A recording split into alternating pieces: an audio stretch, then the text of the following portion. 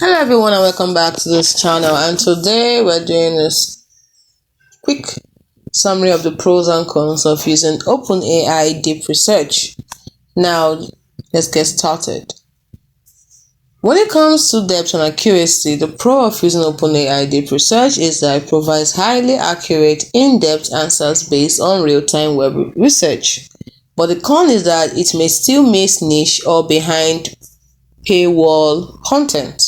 Now, when it comes to real-time information, OpenAI Deep Research helps pull up-to-date data from trusted web sources and is great for news, product information, and stuff like that. But when it comes to cons, the web access can be slower than native answers from the model.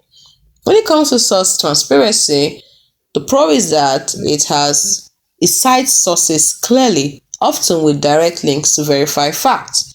While the con is that not all the links are clickable depending on the platform or the app.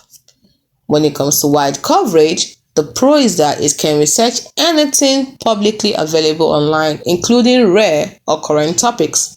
While the con is that it cannot access private data, gated tools, or subscriptions, for example, databases like JSTOR.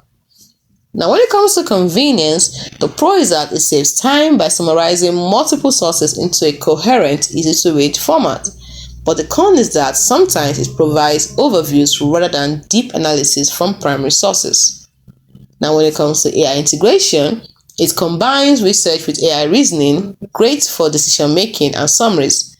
But the con is that the research is only as reliable as the source it pulls it from.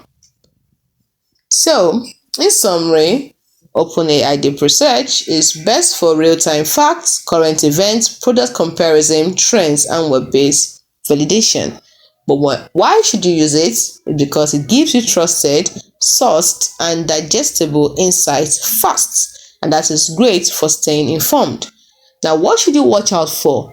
Watch out for the fact that it might skip premium content, and some answers may depend on source reliability. Hope you found this video helpful.